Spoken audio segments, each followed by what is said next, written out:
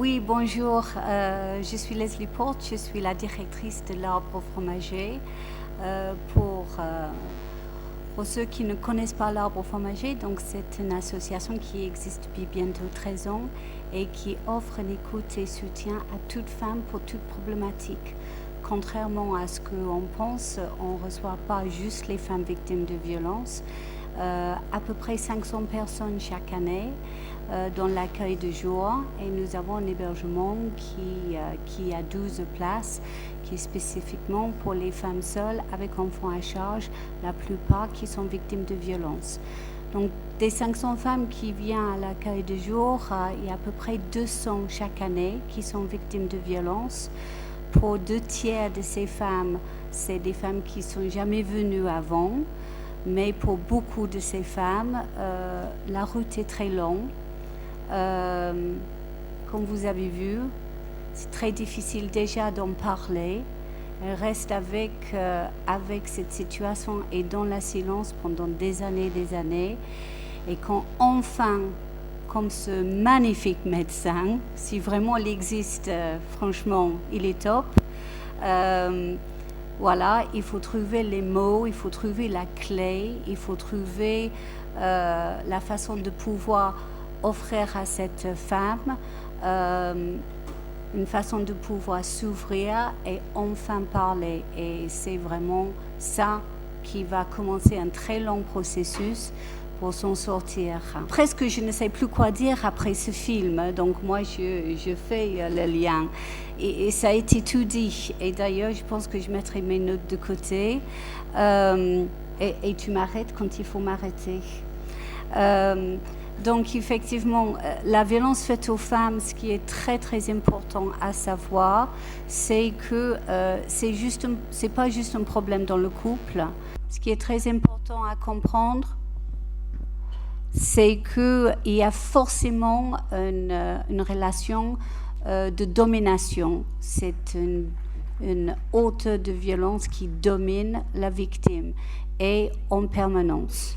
Donc, qui s'installe tout doucement, sans même qu'on comprend qu'effectivement, on rentre dans une situation de violence. Et ce qui est très important à savoir, c'est que toute femme, qu'elle soit française, qu'elle soit issue d'immigration, qu'elle habite en Guyane, qu'elle habite à Paris, qu'elle habite en Afrique, en Chine, n'importe où, peut être à n'importe quel moment de leur vie victime de violence. C'est pas juste quelque chose qui arrive aux femmes qui sont en situation de précarité. C'est pas juste les femmes en Guyane qui n'ont pas de papier. C'est toute femme. Et pour celles qui sont dans une situation qui est beaucoup plus stable, où elles ont peut-être un travail, où elles ont un entourage, où elles ne sont pas fragiles, ça peut leur arriver. Et en fait, par la suite, c'est ce qu'elles font avec, ce qui est important. Il n'y a pas une personne type d'auteur, il n'y a pas une personne type de victime. Effectivement, on a tendance à dire que si la personne a eu un modèle dans sa vie quand elle était petite, que ses parents, il y avait de la violence dans le couple, que la personne a été abusée, maltraitée en étant enfant, que la personne avait une place spécifique dans la fratrie, peut-être le petit dernier, bien choyé. Donc, on a une tendance à dire que ça peut être quelque chose qui facilite plus tard la passage en hauteur de violence et également la passage en victime qui est enfermée dans une situation où elle n'arrive pas à s'en sortir. Donc, effectivement, il faut nommer les types de violences avant que je continue. Donc, en fait, on voit très souvent les femmes qui sont victimes de violences physiques. Ça se voit, mais comme elle a dit, c'est quelque chose qui va s'effacer très vite. Par contre, la violence psychologique, les injures, le rabaissement, les menaces tous les jours, toutes les semaines, tous les mois, pendant des années, c'est quelque chose que les femmes vont dire qui les casse à l'intérieur. On ne la voit pas de l'extérieur. Bon, on voit à l'extérieur parce que c'est souvent une femme qui va finir par ne plus se mettre debout, plus montrer sa fierté, pas montrer qu'elle est cassée. La violence sexuelle, comme ils ont dit, les rapports forcés, même dans un couple marié, c'est une violence.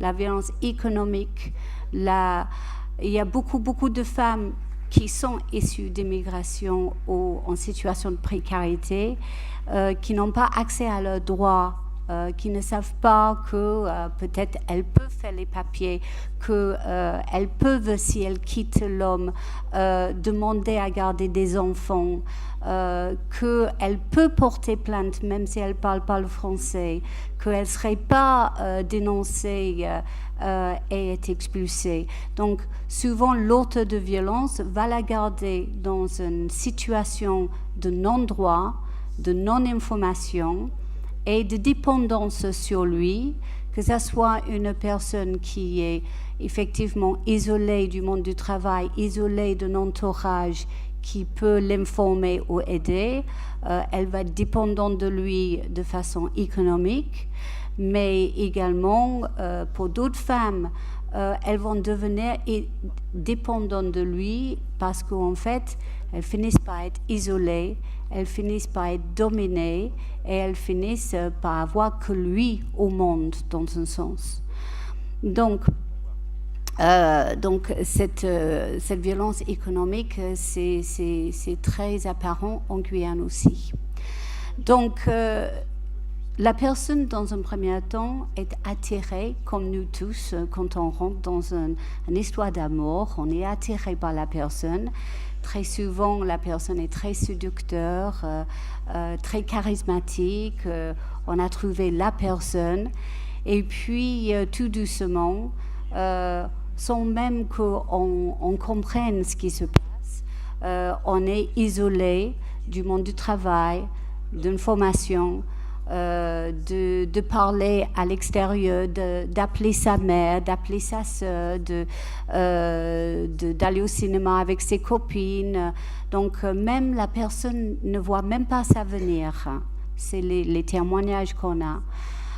Et en même temps, il y a un travail sur elle pour qu'elle perde toute son estime de soi. Donc, tout doucement, cette personne, ça finit par être la dame qu'on a vue dans le film, une dame qui n'a pas confiance en elle, qui n'a personne à qui parler, qui devient la chose de l'autre de violence. Et donc, comme François nous a mentionné, une certaine violence, un cycle de violence s'installe. Donc on ne le voit pas venir dans un premier temps. Après ça, il y a montée en tension où la personne va utiliser de toutes ses stratégies pour pouvoir danser autour de la violence, si on le dit comme ça. C'est que en fait, ce que beaucoup de professionnels oublient, c'est que ces femmes-là, elles vivent ça tous les jours. Elles savent ce qu'elles ont à faire. Elles savent quelles stratégies mettre en place pour... vous avez vu la dame, elle a positionné les verres comme il souhaite que les verres soient positionnés sur le bar. Il n'aime pas qu'elle crame la lasagne. Ben voilà, si elle met un pas à travers, ben là ça part et la crise va arriver. Donc une stratégie qui l'épuise, la dame. Donc elle utilise toutes ses forces, toutes ses énergies dans ses stratégies de survie. Et que le moment qu'elle met un pas à travers, les enfants ne sont pas baignés ou qu'il aime bien qu'il arrive, les enfants sont au lit, les enfants, elle a pris un peu de retard sur son programme, ils ne sont pas au lit, allez hop, voilà, c'est fini, la crise arrive, elle est frappée, elle est traînée par ses cheveux, elle est insultée devant les enfants. Et cette crise, c'est le moment vraiment où pour nous les professionnels, c'est un moment où quelque chose peut bouger. C'est un moment où il y a une instabilité dans cette violence. il y a une fenêtre où peut-être elle va se poser les questions et elle peut commencer à poser des questions, même à l'extérieur. C'est là où elle va appeler le 115. C'est là où elle va peut-être une fois appeler la police, où elle va peut-être aller parler à la voisine qui lui a parlé depuis longtemps, qu'elle sait que ça existe. C'est là où peut-être elle va rappeler sa mère qui lui avait parlé depuis des années qu'il ne faut plus rester avec cet homme. C'est là où peut-être à l'école, elle va oser parler à la maîtresse et dire quelque chose. Et ce moment-là, comme vous avez vu dans le film, c'est ce moment-là qu'il ne faut pas rater. C'est ce moment-là où il faut capter qu'elle a envie de parler. Et peut-être c'est tout ce qu'elle va vouloir faire, parler, entendre les bonnes informations, savoir qu'il y a quelqu'un qui est là, qui va l'écouter. Et c'est très important. C'est pas pour autant qu'elle va partir ou elle va changer quelque chose à ce moment-là, mais elle aura déjà avancé. Et c'est le début de la fin. Ce moment-là qu'on a vu dans le film, c'est le début de la fin. La fin peut arriver 3 ans après, 10 ans après. Mais elle sait qu'il y a quelqu'un qui est là, qui va l'écouter. Cette violence n'est plus un secret. La violence fonctionne quand c'est dans une ambiance de secret. Personne n'en parle à l'extérieur. Il y a comme un pacte dans cette famille. Les enfants ne devaient pas en parler. La femme ne devait pas en parler. C'est pour ça qu'elle a dit, mon enfant, elle commence à traverser un mauvais passe. Ça ne va pas à l'école. Elle commence de nouveau à faire pipi au lit. L'enfant ne peut pas parler, mais elle parle. En fait, elle dit quelque chose avec tous ses actes. Et c'est à nous, les professionnels, de lire ce qu'elle est en train de dire, peut-être pas avec sa bouche, mais autrement.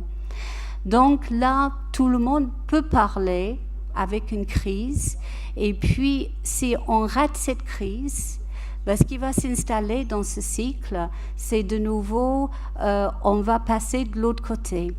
C'est que l'auteur de violence va premièrement peut-être s'excuser, peut-être dire c'est fini, je te promets, ça serait plus comme ça, je vais me changer, les choses vont changer, je vais t'emmener d'ailleurs au resto ce soir, on va sortir, ça fait longtemps.